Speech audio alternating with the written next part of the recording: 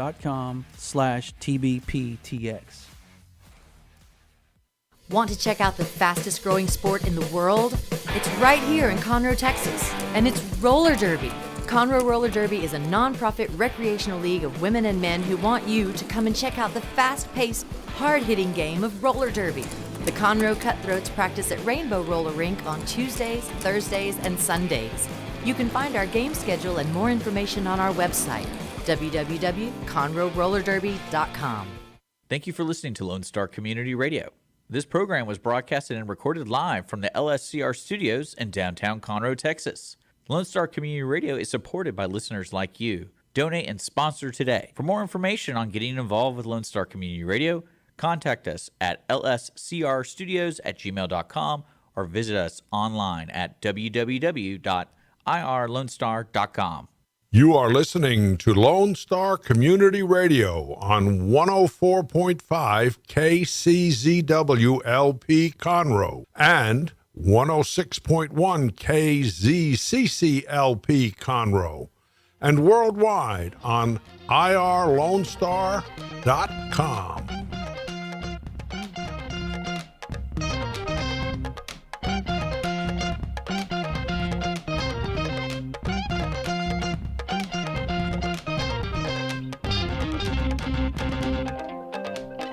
Good afternoon, everybody. Thank you so much for joining us on the Cindy Cochran Show. And I think we have a very interesting show for you today because, you know, a lot of people just moving into Conroe, man, you're going like, this place, I love this place, but I want to know more about it. And there's so many different, you know, areas that we have. You walk up and down the downtown and you just want to know about every store because it's so cute. It looks like a movie set or something. It's amazing. So we're going to have someone today talk about all that he's going to do, bringing the knowledge that he has to Conroe and bringing the history out of Conroe that makes it very, very interesting, and all the good things, the futuristic things that are going to be happening. Futuristic, yeah, that's what's going to be happening. And then it'll make people just, he's going to put us on the map. That's what he's going to do. And I feel that from him.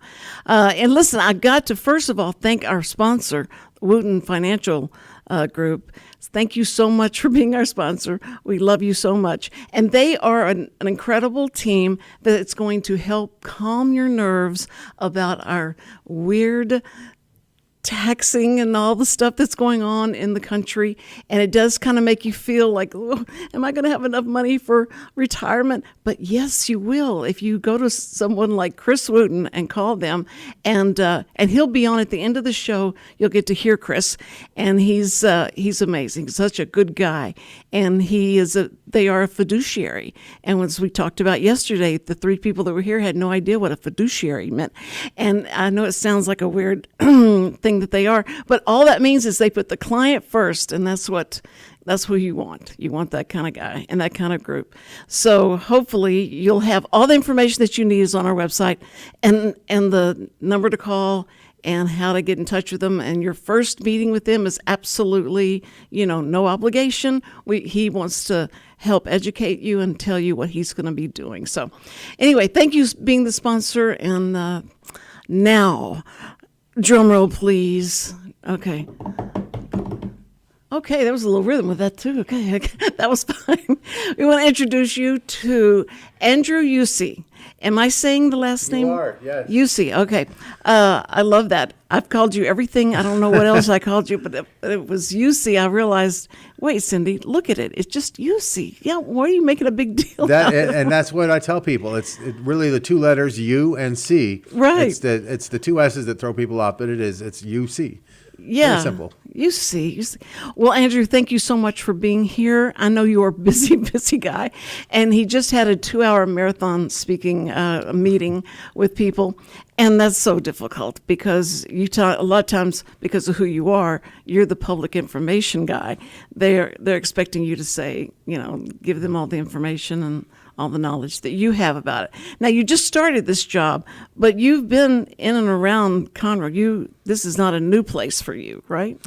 Right, it's relatively new. We've been here a year. We lived in Spring for 10 years. My wife and I moved here from Phoenix. So we moved here in 2010 or 2012, and we lived in Spring We moved to Conroe in May of last year, 2022. We moved up here. The difference between Spring and Conroe was incredible. And I'm former military, so former Marine. So moving up here, you didn't have that in Spring. It was just an entirely different environment. As soon as we got to Conroe, there were military, there were Marines, Army, Navy, Air Force, people everywhere, stickers, signs, flags. Oh, yes. I told my wife, this is like being in Jacksonville, North Carolina. It's crazy. And there's not a military base here. No. So we couldn't figure out why. It's such a huge military community and supportive of the military that it was really home. The 10 years I lived in Spring, I never felt like this is where you're welcomed and you're a member and you belong. And right from day one in Conroe, we felt like we belonged here. So it's That's comfortable. great. Yeah. What made you move to Conroe? My wife. She made you. She said, "Vive going to Conroe, and whether you like it or not." So I come here from AT&T Sportsnet in Houston. We broadcast the Houston Rockets and Houston Astros. Right. For 10 years, I've been down there. So for 10 years, I've been driving from, and we're fairly North Spring. We were off Cypress Wood on the 45.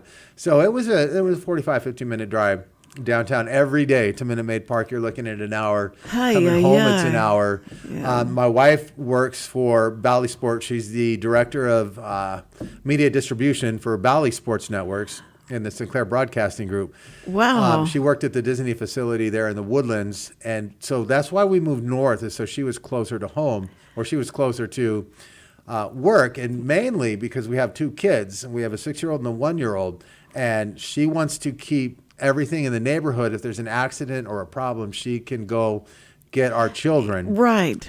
She's close by. So we lived up here. She's close to work, close to the schools, close to the education, or the hospitals and all that. Mm-hmm. And then at some point, she wanted to move a little more north out of Spring. We were looking at the future of our kids and where we want them to grow up and go to school. And we had a great realtor who took us all around and showed us all the areas. And what we found in Conroe was perfect property, perfect house. Everything worked out. Neighborhoods. It added, the neighborhood, and it added 20 more minutes to my drive. But I honestly knew that this is my last year in Houston. I'm not going to make this drive for another year. So when we moved up here, I agreed, thinking, I'm done. I need to start looking at something in Conroe.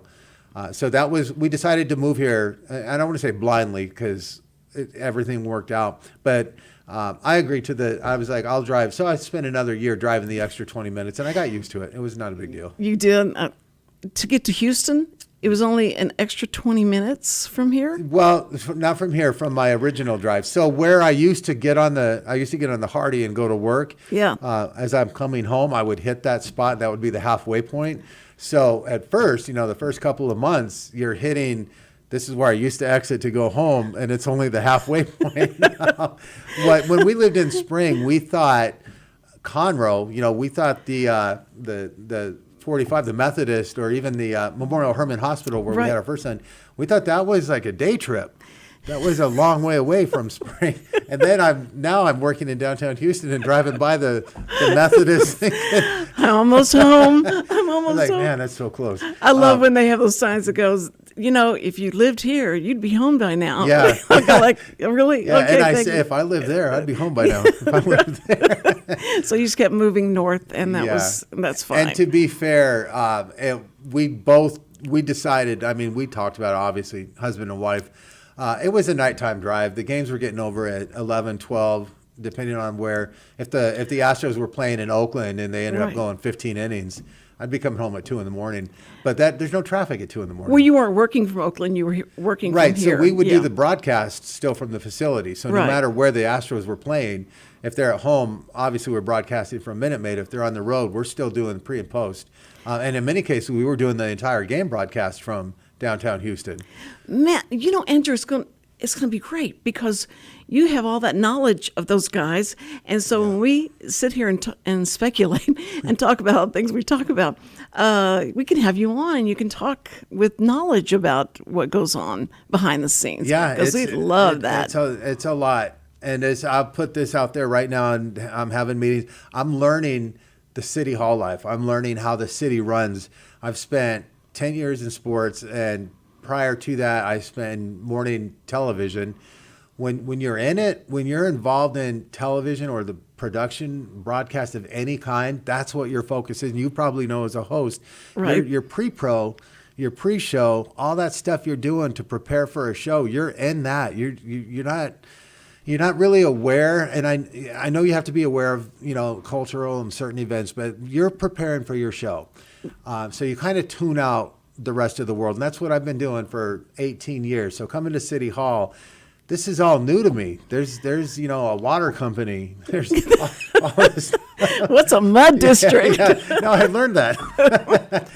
All the stuff that my wife handled, because she, in her position, being a high-ranking director, she's able to manage she has always been the administrative.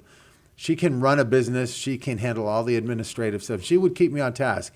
And I don't want to go too far into it, but I've always, what you would call me a Pisces, is that my mind would raise up and I would have ideas and I would just kind of float away with my ideas. Here's what we want to do. The creative type. She was the one that always kept me. You have to stay focused and handle the administrative tasks too. Are you the more right brain person that's of the exactly couple? What it is. Yes. And we're a great team, because I start getting these ideas, and I have the ideas here. The role that I have now within the city, which we haven't even gotten into, is more. It's a lot of the administrative stuff, which is, and I love doing it, and I understand it. But I also have, we have the TV channel here. The city has the radio station available, and there's a lot we can use. That's what I'm telling everyone. Exactly. We have so many media outlets that we just not used that we need to be using. Well, it's going to be interesting because you said to me you had an announcement that you were going to make. Can you make that announcement No, now? I ran it by my wife, and she said it was a bad idea.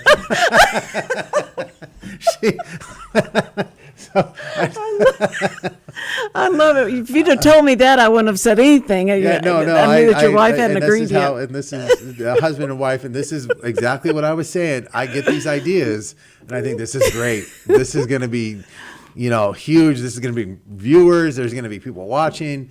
And I talked to her at dinner. I'm like, "What do you think?" And she's like, "No." Not in the way where she doesn't want. One thing about her, she will always offer why she doesn't think it's a good idea, or how can we retool it, rework it, reorganize it, and make it work. And that's her. She's That's great. Yeah. So the idea I had is going to work. It's going to be an idea. We just have to flesh it. And I've talked with a few people upstairs about it. So the idea is there. It's not a bad idea. We have to figure out how to assemble it. Okay. Okay. And that's fine. And as soon as you're ready to make that announcement, Okay. I'll call your wife and say, "Is it okay today?" Okay. All right. Yeah, I will bring her in here. Yeah, have her sit right there, and we will. No, she'd probably be a really good guest, especially being the director of Bally. I mean, is she the director of Bally Sports? So she handles, and I let her explain this because I pay attention to what she does, and a lot of times she's telling me what she does, but I'm the husband, and I'm trying to focus on what she's telling me. Right. But she knows her world. She knows her job. Right. She's the director of media distribution. So she is in charge of a lot of the phone calls I hear her getting and talking with people at work have to do with distributional rights, territorial restrictions, blackouts. Like if you're in Detroit and there's two competing games, do they put someone on an alternate channel? I do know, and one night the New York Yankees broadcast on Yes Network went to black. It was like the bottom of the ninth, 2 outs, 2 men on. The Yankees were down by 1. Aaron Judge was at bat, and the signal went to black. My wife got that call because they need to start figuring out, the Yankee fans are angry. Very aggressive. Angry. So, yes. So my wife is in that loop of where they need to figure out, why did it go to black, and you have engineers trying to fix it. And you guys know in broadcasting, if you lose a signal, black in TV or radio is the longest time Exactly. in existence. Yes. So what my wife does is they try and, figure out what happened in Atlanta, what happened here, who, was it a mispunch, a mistake, was the schedule wrong? So there's a lot, and I'm not really doing it justice, but there's a lot of things It's a going lot on of in her pressure. world. That's Yeah. But she can handle it. Yeah, she has assembled a group of employees that I don't want to say handpicked. She did. She's interviewing and she's going through and she knows what people's strengths are, and she has assembled a group of really good people. So it's not a lot of issues on her end, but there is pressure, but she's confident in her staff. That's everything. Yeah. Is that you got confidence in them that you can hand out. That's the worst thing, is that having the personality where you want to do it yourself because you don't feel like it's going to get done right because, it's somebody that's not you handling it and it's going to reflect on you. So you have all that kind of pressure as well. So to have people that you can go like, hey, Joe, take care of it, and it's done. That's great. I really would like to probably talk to her.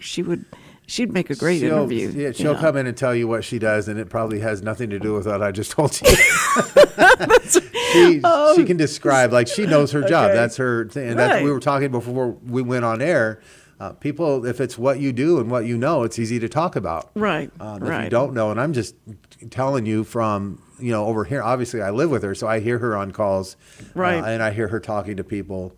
And she tells me the problem with working in sports where I come from was that she worked in the day and I worked at night. And the only time we really saw each other was in the morning. We were passing each other. Yeah, because I was going to work at 2. She's already at work. When she picks up the kids and comes home, I'm at work. I'm not coming home till 11.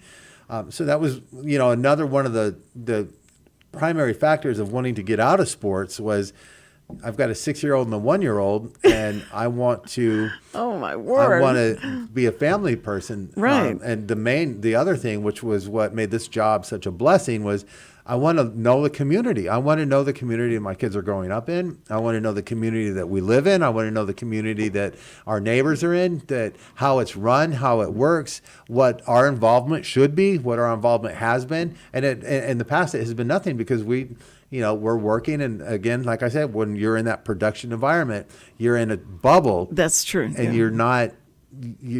I don't want to say you don't care, but your priority is your world, and Right. I didn't want that. I wanted to know the world that's going on around me. Be all things to all men. Yeah. So when you start this, the information that you want everyone in Conroe to know about the city, about their leaders, and all that, have you come up with kind of a plan of what you're going to do to introduce people to Jody, Mayor Jody, to introduce people to all these? I've been trying to get him on this show, so I'm going to come to you now. Okay. I'm going to say, Okay. because I want to sit down and talk to him as well, and I want to introduce people, and because a lot of times I know they think I'm going to ask them like, so what about the water department? Yeah. I can never get my water. I'm not going to do that. I want people to get to know who they are and the trust issue that this person is really trying to do the best they can for the city. And that's what, we want to, I'm sure that's what you want to spread to everybody. And so I just can't wait to see you in the city council meetings and all that. Are you going to attend those? Yes. Okay. Yes, and well, the primary reason for that is because the city council meetings, you have the agenda, and I'm involved in the agenda meetings too, and we're looking at the agenda items and how they're presented, and we're looking at the wording. I feel like I'm getting ahead, and so I want to backtrack and go to how you started this whole conversation. Was have I started forming a plan? And I have, but the plan is the old Windows computers when they're fragmented. When you think of a computer and it says, have you defragmented your Yes. machine? So coming into this position, I feel like it's a position that is just completely fragmented. And you want to defrag. You're what right. I'm trying to do is trying to get all those loose files and all those, the codes and the important documents and the photos and the videos. I'm trying to get them all, compartmentalize them, put them together, and then structure them. That's been a huge process. The city has in the past not had an active PIO, public information officer. They've had the title, but no one really took the job for what it was. Right. There are a lot of responsibilities, a lot of requirements. There's a lot of things that need to be done. Sure. We're also the communications department, so I'm essentially running a communications department and being the city's public information officer, which I'm starting to visualize as two separate roles. But they're all going to come together. Everything is going to tie into one another. But when you're compartmentalizing, the communications director is more the communications, how you're getting information out there, whether it be the social media, the website, the TV, the radio, everything that we have available to the city. And then the public information officer is dealing with the information, the agenda items that are getting out there, the media, the reports, the reporters, the stories. Right. In that aspect, I'm representing the mayor and the city council. My whole entire role is to represent the mayor and city council to the people, as well as representing the citizens of Conroe. And in doing that, I'm using the communications to link the two and present the mayor and city council to the people. And what you said was my job is to make sure that they're understanding that the mayor and city council are working for them. They're your elected officials. They're working for them, and that everything they're doing is exactly what they were hired to do. And you might not agree with what they're doing. You might not agree with how the votes are. You might not agree with what's being done in the city, but the process is happening. The Right. process as it was intended to happen is happening. There is a vote there, and there might be two people that voted against something that you favor. I want to make sure you understand why they voted no on something. Oh, that's great. I want to make sure if you disagree with something, someone voted yes, why they voted yes. And from being here and talking to all of our city council members, they can explain why, and they can. And I've always been someone that I want to hear both sides of the story. I'm not going to go in there and this is what they said, this is what I accept. I want, I want the facts. I want and they'll provide that. You come to a city council meeting or you talk to a city council member, they'll provide you the facts and the logic and the reasoning for why they're voting, instead of the people out there on social media who say, oh, the city's just wasting money, or they're putting this up here because they just have money to spend and waste. I want to make sure that the information is out there, and I'm not going to argue with the people that don't know and are posting on social media, but I am going to find an avenue and a way to get the information of why is this happening. I want to make sure that it's put out there. There's a reason behind it, and that reason is that this is a machine, and the machine is functioning as it should. Well, Andrew, as citizens of Conroe and live here, they feel mostly helpless in not knowing how to tell someone something. They may call and talk to Chris at the front desk and complain to him, and he'll have to try and put them somewhere so they can go ahead and complain. But it's, and thought of coming to a city council meeting is like scary to them, and they don't know if it's okay. What do you have to be of a certain type to be able to come into the city council meeting? But is this welcome, open to the public to come in? Or do you call and make a reservation, or how do you do that? Well, that's a great segue in radio terminology into what my number one priority is when I accepted this job. And I think you will agree with me, probably Richard and every citizen listening to this who does business with Conroe, is the website needs to be redesigned. We need a new website. The city's website is, I want to use the word antiquated. If that's a word, I want to say. Oh yeah, that's a word. Okay. If I'm using it appropriately, it's a website that was created on a certain date, and from that date to this date, technology has rapidly advanced. The way that we want information, the way that we gather information, and the way that we want to present information has changed. The website that's out there is a very old, clunky, unfriendly. And in fact, we met with a company this morning, and she had a statement. It was know it and post it and leave it, or post it and leave it, and that's what the website is. It's you post information and leave it. Websites aren't like that now. Technology isn't like that. Technology is ever changing, evolving, and you want interaction. Our website right now is that it's there. You read it, and that's all we want you to do. We don't want you to involve. So what I want to do is I want to change that website so that that citizen that doesn't know how to come to city council, he's going to get on the website and he's going to see exactly what do I need to do. And within 2 clicks, he's going to understand the process of how to get to city council, how to present yourself to city council, not just come here. And I would recommend everyone come down here and just watch one. Yes. If you don't have anything to say, just come and watch the process and see. And I'm telling you personally, someone who never attended a city council meeting, when I got this job, watch it, and I was amazed at how easy it is to address city council. Right. How easy, and they want to hear. And this is the thing, and every single city council member that I work for upstairs has said, we want to hear from the citizens. We want to hear what they have to say. We don't want to.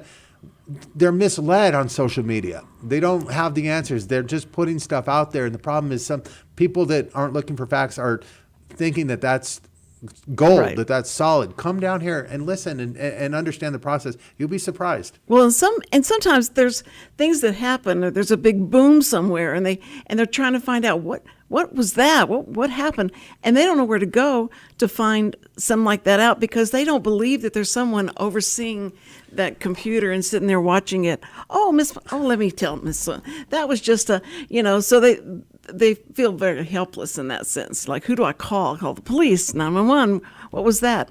And so to be able to have that kind of energy and that kind of focus on that website, that will be amazing and interactive with the citizens. How amazing that would that be? I want to say that that website. So we're looking at developers right now to develop the website.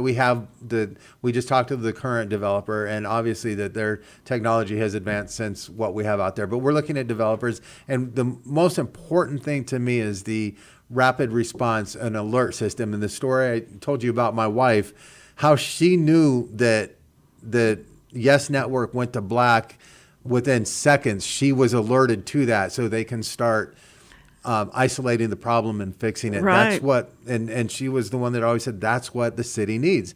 We were residents before I worked for the city that lost water and had no idea what happened to our water. Is it us? Is it the city? Is it an area? Is it coming back? When it does come back, is it safe to drink? Should we boil it? So we did experience that. So I can sympathize with the residents who experience that stuff. And what I came in here and said I want to do is an alert system where when we lose water, my job is the public information officer. And I'll just kind of explain that the police have public information officers. The county has public information officers. But let's say the case of the police. If there's an accident and I'm on the accident scene and people are wondering why are there 2 public information officers out here, the police public information officer has their responsibility to collect evidence, or not evidence, but they're collecting the facts of the crime scene, the who, what, when, where, why. They're going to present a press release. They're going to put all that stuff together. They're working a crime scene. In a lot of cases don't have the time or the means to be communicating with the media. My role for the city is I'm representing the mayor and city council, and what the mayor and city council want the citizens to know immediately when there's a disruption in their basic daily routine. That's perfect. And that's where I need to be there to get that information. Right. And how am I going to know that? Am I going to sit home and just watch, they don't have water in Woodcrest? It doesn't work like that. No. I need, and I am on now several of the dispatch, the hotline, the emails that go out, because the quicker that I know, the quicker I can notify people. And right now we're limited to like Nextdoor. I've set up Nextdoor, a government account, so I can isolate the area that I'm sending the message to. If you don't have water, I can if you're on Nextdoor, I can make sure that you're notified immediately you don't have water, or as soon as I get the alert, or that the water's safe to drink when it comes back, or there's been an accident. You're not going to be able to get into your neighborhood for a couple hours. Grid's gone down. Oh my word, the grid. So we want people to know. Yeah.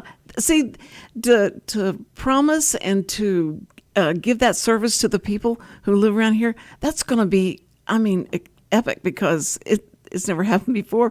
And I would go, because I knew a really bad accident had happened, so I thought, well, I'm going to find out. And the last accident had been posted was like 3 or 4 years ago, and so I didn't know it's in the same accident, is it? But it was, and I understand if it limited in the employees and stuff like that and somebody that has to be over there watching it like all the time. Now they used to put these little things up, and they the picture would come up and tell you what is here in Conroe, and that was all there was. But now that if somebody's there and they can interact with someone, that is just that's everything. Because we want an answer like right now. Yeah. You know, if I can Google that, I need to be able to get that from my Conroe PI guy. You're the PI. That's so cool. And I have Elizabeth upstairs. The two of us work in. We are the communications department in Conroe. Elizabeth West, she's been here for 10 years. She was with the Parks and Recreation, and I know she's done a lot. She is shows. so sweet. Have you know Elizabeth? Okay. I've talked to her about trying to get Jody on, and Mayor Jody on, we hadn't had success, and so I've been talking to someone else that also helps put him somewhere. And they're going like maybe in January. So January's over, so now we're going to go February, and I'm sure it's going to be on Valentine's Day that we'll get him.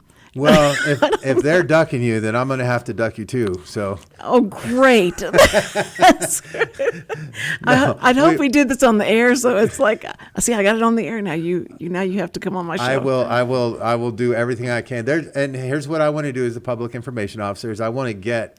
My job is to make sure you know who the mayor is, who the city council, the city administrator. We have a new city administrator, Mr. Gary Scott. Yes. We have our city secretary, Soko. We have the administrative department, that the people that are really controlling and I have a lot of projects. At the top of the show, you mentioned I was going to mention a good idea. That was an idea that I have that I think will be very good. But I do have ideas that are we're starting to implement. So when I came in here, I had all these ideas, but one of my ideas is I need the citizens to know who the city employees are, because when your water goes out, instead of thinking that someone's out there intentionally breaking pipes just to mess up your daily routine, that you know that these are husbands, wives, families, daughters, sons, uncles, aunts. These are people who live here. Our intentions are for the best for Conroe. We're not out here intentionally trying to put things in the road that are going to create obstacles for you to get to your favorite restaurant. That's not our objective. Right. But in order for you to start believing that, knowing that, I need to get all of our city employees, and I need to start getting them out there, exposing them, so that people understand, oh, that's Mayor Jody. Oh, that's the city administrator. Right. That's the head of public works.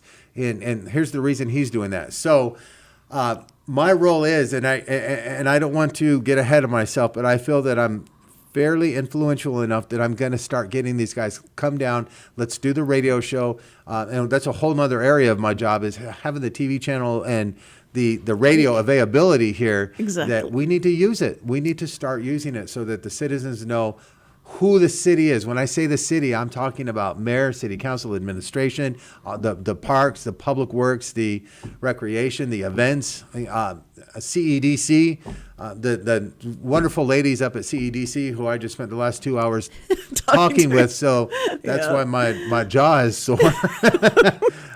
All those departments, I want to make sure that they're getting exposed. Right.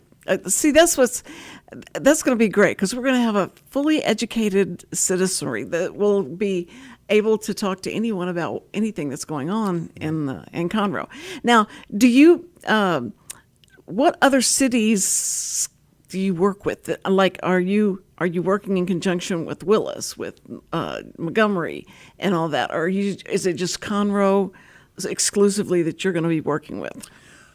We, right now, myself is Conroe, anything that the city has an interest in. Okay. If it is the city of Conroe, it is mine. Everything that's happening within the city of Conroe, if it involves city of Conroe employees, or right now we're looking at just the city itself, there's going to be times where there have been events where we cross over, and I'm working with the PIO from Montgomery County. Right. Okay. And there's going to be a lot of opportunity where it's not necessarily work, but I've been invited to and put on several committees. In fact, I told my wife, as soon as I got the job, every time my phone rang, I was agreeing to be on a committee. And committees that I believe in. I wasn't joining all these committees, but the Veterans Affairs, I'm a strong advocate for Veterans Affairs. So amen. I want to be on that committee. The the Public Information Officers Committee for all the local and regional PIOs. They have a committee where you can share ideas. The city, the Chamber of Commerce is starting up a committee for communications and marketing, which I want to be involved in. So it's not necessarily working, but we're going to have associations where I can learn. And being new in this job, I want to learn. I want to learn from all the departments. I want to learn what's worked for you in the past, what has not worked, what can I do to help your job work, what can I learn from Willis, what can I learn from Houston. Well, strengthening all those avenues so that we can all work together, because when something happens in some place, you have to immediately bring those people in and, or send help to them and that kind of thing. Is that up to you, or is that, they'll probably, of course, contact the fire departments and the police and all that, but are you involved in that as well? Well, there is another a committee or a training, and it is the PI. It's from the Department of Homeland Security, the Emergency Management Department. I probably just botched their name up, but they do have a group, and it's training on how to manage as a PIO, how to manage that situation as a PIO. I've been here a short time, and I don't want to say that I'm responsible for anything, but we have the EOC, the Emergency Operations Center upstairs. The fire chief, Ken Krieger, the police chief, Jeff Christie, that is an entire, and this is my military background. If anyone's in the military, which they are, because I've discovered Conroe is a huge military. Right. I would be like in the Marine terms, the staff sergeant in a crisis where the generals and the officers, they're the ones looking at the battlefield. They're deploying the equipment, figuring out how do we best deal with this emergency management. As far as the crisis, I'm in there. I need to be getting the information live in real time so I can get it out there to the citizens. So my involvement would be solely to make sure that our citizens are informed in what's happening. Are they safe? Do they stay inside? Do they come outside? It is involvement in there. And again, there's a committee, there's a group that there's training for that. So I'll attend those and learn how we work together. And maybe it's changing. Maybe that's why they're looking at how do we better deal with crises. And crisis management. So that's something that I'm not excited for a crisis ever, but I'm excited to learn so that if we do have one, that I'm prepared to make sure that the citizens are prepared and informed. That's very comforting to know, because it's a small town, and there's still that very small town feeling here, which is great, and you never want to lose that. But the world around us and people that are coming through here, it is growing so fast, and it's great. You want that, of course you want that, but you still want a handle on being able to know who's here, what's going on, and making sure it's all for the good, and I think that's what you bring. And you bring such great enthusiasm, Andrew. It's wonderful. Is your wife watching you today? Well, she's probably at work. She is at work. She asked me for the link so she could watch it, but she has meetings. Wednesdays is a very heavy meeting day for her. So she said, because I told her, I'll give you the link. You better watch it. You better cancel all your meetings. Yes, because I want to review when I get home, honey, and so you can tell me what I did right or wrong. I know she's a lovely person, and she is. Y'all are probably so cute, because normally it's just the opposite on mine. I am the creative. My husband's the one that tells me, let the other person talk at least, for a little bit. It's a talk show, right? But it's not it is your talk show, okay? But you've got to let the people talk. Once you ask them a question, okay, I'll try. Well, and that's my problem is when you throw me the ball, I don't know when to stop swinging. No, you do real well. You've learned to talk in sound bites. It's good, which is what you have to do. What you're gonna have to do, and you'll have your own show, I'm sure, on here in no time. That you'll be having everybody come in. But I am here for that will help you in any way to bring people on so we can talk to the person that's ahead of the mud district and tell me what they're doing, or the animal Control. Control people. I love that. I had my exterminator come on, and he was so interesting. It was like you learned, it was yeah. it was very educational, and he's very. They love him in Conroe, so. That's what I want to do. If you have, use, I know you want to use us, be sure and use us, because Richard's just sitting there waiting for somebody to use him.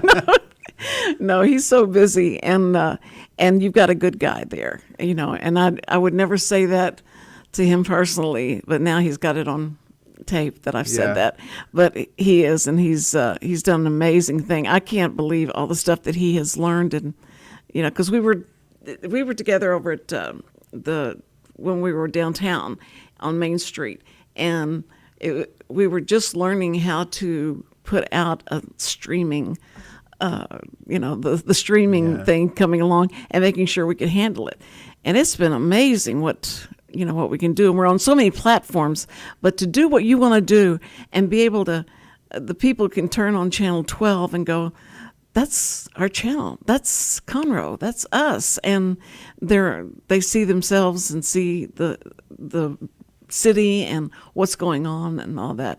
That's exciting for them. So And I'm glad you bring that up, because the first day I started, I think it was the first day I went and had lunch with Richard, and it was good to know that he was here, because this is my background. This is what I know, and these are my goals. But even through the interview process, it was explained to me that we do have this TV channel and the radio stations. They were neglected, and in some form they've been neglected. And when I walked in, it was a production gold mine. When I walked in and saw the equipment I have available, the space I have available, the studio, word. the office. When I walked in my office, beautiful. I thought, if I had no other responsibility in life but this station, then I would have so much content put out there, good stuff. But I have the public information job. I have with the mayor and city council is a job. That's sure, and I love that job, and that's really, and honestly, I've taken more passion to that than the production, because that's something that I'm learning and I'm really involved in, and I like being involved. I like being involved in the community and how it's developing and changing. But I'll never lose the passion for creativity and production. So with this being here, it is a priority of mine. And where I'm going with this is, I'm not going to get ESPN ratings. I'm not going to put a show. I'm not going to put content on there that's going to get 90,000 people watching. What I am going to do is I'm going to put content on there that if you come across channel 12, if you're watching for 5 minutes, you'll learn something. Right. So if one person's watching, they'll learn something. If two people later, or if you watch it and you tell a friend and they're going to watch it, and it'll be a loop of Conroe. I'm going to educate you on Conroe, the people running Conroe, what's available in Conroe. So my goal is to make sure that if you do turn on channel 12, there's going to be something there for you. right. If that makes sense. Perfect. Yes. Oh, Andrew, we're so glad you're here. We're so glad you're here, and that you. I thought I talked myself way out of the show. No, we'll stop in just a minute, but I do want to find out in dealing with all the employees here. Have you met all the employees, or did you have a meeting and they introduced you and they did that kind of stuff for you?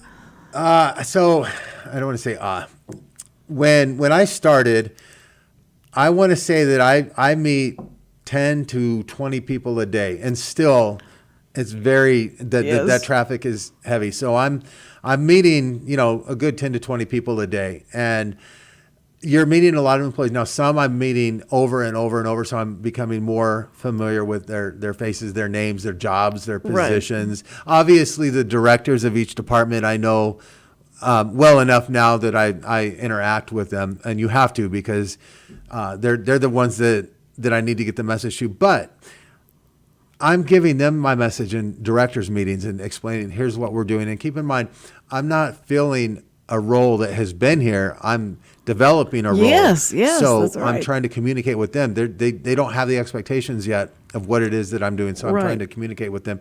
But I can't expect that if I'm doing something that I'm telling the police chief, and that's going to get out to all of the police officers and all the detectives and all the people on the street, that if I show up on a scene, they're at this point probably not going to know who I am. But they've been very good in the situations that I've been out there. Same with fire. There's just the city, our employees, the reach is so far. You can't expect everyone is going to know who you are right away. But I'm starting to go areas where people at least have heard of me and know and say, okay, I've heard of you. Yeah, I've heard you're doing great. And here's the biggest problem that I have, and it's not a problem, and I don't want anyone to think it's a problem.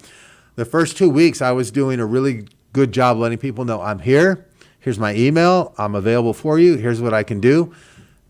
And I had not a lot of, I had a lot of time to make sure that I was connecting with people. Now, all those invites I sent out are coming to now I go in a meeting upstairs for 2 hours and come out and there's 40 messages, 30 emails, and this has to happen. This needs to be done. We have a high school signing. So now I'm starting to see that people are aware that I'm here and they are needing me. And I'm going to try and hold true to what I'm offering. Right. But, I want you to take the passion, the energy that you have and your background and all that. And I hope you bring as much as you can to the schools as quickly as you can to watching over our babies and watching over our children. And I'm so glad you're going to have children in the system because that's going to make it even more important. Okay. And we've had they're not she bears, the mama bears that were up for election on the school board and all that, and because they're not going to take it anymore. I mean, they're gonna. It's like enough is enough, and they want to get these things straight, and they want to help the kids. And there's problems in the high schools about kids wanting to smoke weed and illegal drugs and stuff like that. So there's a lot of that that's going on, and I know you can't. You're not responsible for everything, but just watching over like the city council, like the school boards and the things like that, do you see yourself getting somewhat involved, or how would you meet with the superintendents and that kind of thing? Would you do that? Did I email you this? Have you gotten any emails that I've sent? Richard, don't.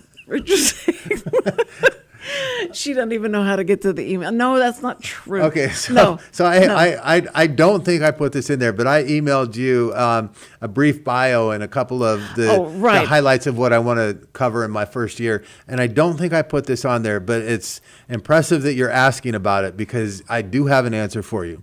Yay! Okay. After the break. Okay, we'll be right back. We're going to go to a break, and he's going to instruct me. I'm like, Cindy, I told you not to ask me that. No, we're going to go to a break, and we want to thank, of course, Wootton Financial Group and all that. So you guys, I'll be right back, so don't go away. And Andrew's going to give us an amazing answer. Okay, you're listening to the Cindy Cochran Show, Real Reality Radio. Yes, sir. Every week, people ask the same two questions. Are they ready to retire? Will their savings last for their lifetimes? Hi, this is Chris Wootton with Wootton Financial Group. Our firm has been in Montgomery County for decades, but the hopes and dreams of the people we serve never change. We help answer these two questions and many more that people have about their uncertain financial future. We have a simple introductory client experience that allows us to get to know the client and includes a few meetings for the client to kick the tires at no charge. We provide a concise, one-page summary that helps the client get a better handle on which questions are the right questions for them. To learn more about Wootton Financial Group's process in helping their clients to a clearer financial future and to see their contact information, visit Cindy Cochran Show page on irlonestar.com/TCCS. Wootton Financial Group is a proud sponsor of the Cindy Cochran Show. Wootton Financial Group is available by phone at 936-449-5952 or visit them on the web at www.woottonfinancial.com. That's www.woottonfinancial.com. This program is sponsored by the Wootton Financial Group. It is not the intent of Wootton Financial Group to render or offer personalized investment advice or financial planning advice through this radio program or any related website. Wootton Financial Group's participation in this program is limited to providing general information on financial matters and should not be construed as financial recommendation or investment advice. Investment advisory services are offered through Game Plan Advisors, Inc., a registered investment advisor registered with the Securities and Exchange Commission and the state of Texas. Insurance services are offered through Wootton Financial Group, Inc. Game Plan Advisors and Wootton Financial Group, Inc. are affiliated through common ownership, and neither firm is affiliated with The Cindy Cochran Show. No listener should assume that any information presented and or made available on this program serves as the receipt of or a substitute for personalized individual advice from Game Plan Advisors, Wootton Financial Group, or any of their representatives. On the Cindy Cochran Show, thank you so much for staying with us and waiting, I know, breathlessly and at the edge of your seat about what Andrew's going to answer about the school and what his involvement may be. Okay, take it away, Andrew. Okay, so it started way back. What I am seeing is the mayor and the city council, they're very active. They want to get out there. They enjoy spending time with the kids and being seen and like the reading programs. We're going to come in and read a book. And I am too. I participate in the Watchdogs program at my son's school, and it's an eye-opener. So to be in the schools, I'm seeing how the schools are run. And I have a tremendous amount of respect for the teachers and the educators and the entire CISD process. Their day is unlike any that you can even imagine. If you have an opportunity to spend a day in there, your eyes will be open. Right. With that, with my position, my little bit of authority that I have and my influence and my power, what I am starting is a very infant stage initiative of what I would like to do is get the mayor and 2 city council members or 3 city council members into a school that has an active student council program, the younger ones. And I have discussed this with the principal of my son's school and said, let's sit down and talk and see what we can do to make this work. And they're on board. They're excited. And again, I don't know the legalities or separation between CISD and the city, but the school that I'm talking to is excited about it. And here's what I want to do. I want the mayor and city council members, at least 3 of them, to go to a school, talk to the kids of student council. Right. But here's what I want to do. I want to coordinate with the teacher of that student council program ahead of time, have those students prepare an agenda item. They're going to prepare that agenda item, and then when the mayor and the city council members or the 3 city council members are there, the students are going to present that agenda item to them and have a vote. So they're going to go through the process of having to present their agenda item with their facts, with their documents, pictures, and then have the students vote on that. And I even want it to be where one of those student council members votes no, so that they understand that it's not always going to be yes. There's going to be people that and I'm going to throw this out hypothetically, that they say we want muffins every day at 3. I want a student council, or I want a city council member to say, well, I'm not going to support this because what about the kids in gym class?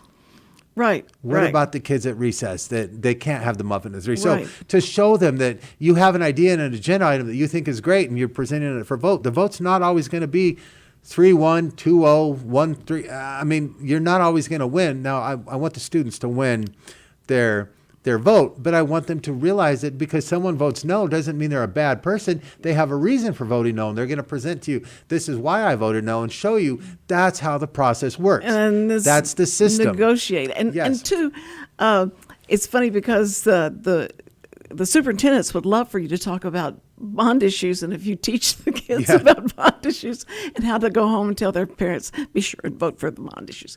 But and that's what I want to avoid. I don't want my son coming home saying, "Hey, the mayor and student council came and told us to vote for this today." So I'm not presenting a topic where I'm trying to convince them one way or the other. I'm presenting the system. This is a process that's in place and it works. And until that changes, this is life. This is how the community runs. No, I think that's great. But you did mention something earlier that I never covered, and I do want to cover it really quick.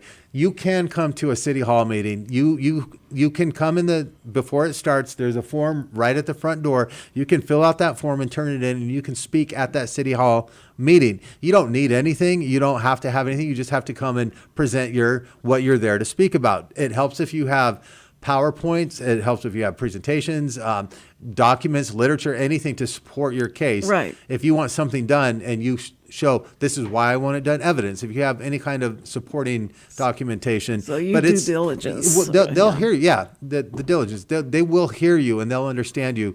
How to get that documentation to us ahead of time is something that I'll have to work on getting on the website. But some people email it to us, and then we make sure it's available when they start talking, that they can open up their file, PowerPoint or whatnot. And they see it. Yeah. But the city council members are looking at it this way. If you took the time to come down here, if you took the time to sit and watch, if you took the time to present a PowerPoint or any presentation or have any kind of documentation, they're going to hear you.